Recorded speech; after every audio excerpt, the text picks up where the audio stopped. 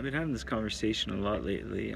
People are asking me about the past, the present, the future, and my idea of it is a little different than most. I believe that there is no past, present, or future, and I'll give you an example of what I mean.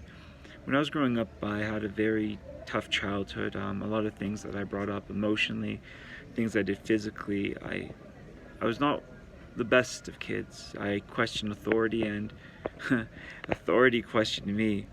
And I did push myself through a lot of ways, from drugs to alcohol, a lot of abuse. And I had days where I just didn't want to go on anymore, and I thought I was just going to end it.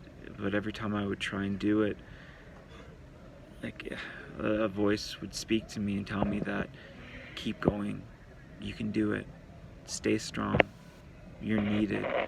And I never understood what it was, if it was the higher self or if it was just my insanity or whatever was going on in my mind, only to get to a point later in the future where I've noticed that it's my present self. I've noticed that the more that I reflect on my past, the more I speak to it, and the more I tell it during those days of sadness that it can go on, that you can go on, that you can be it, you can keep on going, that you are worth it. And I started realizing that our past, present, and future actually don't really work the way that I used to believe. See, I believe that when you sit in the present and you speak to your past, you give it permission to be what you want to be in the present, which allows you to become what you wish to be in the future. So when you have moments and you're thinking about sad things in the past, don't think about it as a time that doesn't exist anymore. Think of it as a time that does. Take a moment and honor your past self and speak to them.